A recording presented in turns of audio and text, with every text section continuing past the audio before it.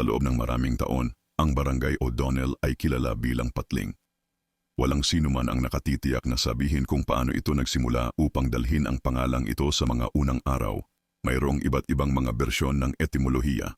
Isa na rito ang noong unang panahon na ang lugar ay isang napakalaking ilang lamang at ang mga Aita lamang ang naninirahan sa lugar na ito.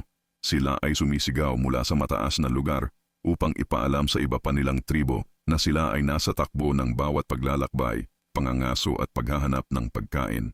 Mula sa kanilang mga karanasan, mayroong isang lugar kung saan malinaw at kakaibang maririnig ang mga sigawan kaysa sa iba pang lugar.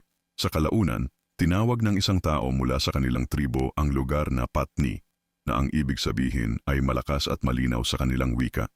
At ang bundok kung saan sila sumisigaw ay tinawag na Pun Patni o pinagmulan ng tunog. Sa paglipas ng panahon, ito ay naging Patling. Sa isa pang kwento, ito ay isang echo o alingawngaw na katulad ng tunog ng patling na naririnig mula sa lugar na ito. Hindi nagtagal, dumating ang mga Kapampangan at Ilocano sa mababang lupain upang manirahan sa lugar. Gayunpaman, sa pagkakaiba-iba ng kultura at tradisyon ng mga naninirahan, nagpasya ang mga Aita na umatras sa kabundukan.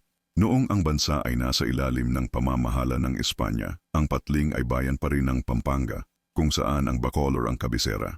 Pinalitan ng mga autoridad ang pangalan ng O'Donnell bilang parangal sa unang Espanyol na gobernador ng Tarlac na si Carlos O'Donnell y Abreu. Taliwas sa paniniwala ng nakararami na ito ay mula sa isang mataas na opisyal ng sundalong Amerikano. Sa pagsisikap ni Padre Patricio Ruiz, ang unang paring Agustino na tumuntong sa lugar, isang malaking kahangahangang simbahan ang naitayo sa barangay, ang kauna-unahang simbahan sa Capas na may altar na sinasabing nilagyan ng ginto at pilak. Hindi nagtagal matapos ipahayag ni General Emilio Aguinaldo ang kalayaan ng Pilipinas noong 1898, dumating ang mga Amerikano sa bansa at kinilala ito. Sa ilalim ng pamamahala ng nooy Pangulo, pamagat para sa mga alkalde noong 1900-1930s, na si Eustaquio Samaniego ng bayan ng O'Donnell, Pampanga, na iminungkahi na ang O'Donnell ay maging opisyal na bahagi ng Capas para sa socio-political na mga kadahilanan. Pinagbigyan ang apela at naging opisyal na barangay ang O'Donnell sa ilalim ng munisipyo ng Capas.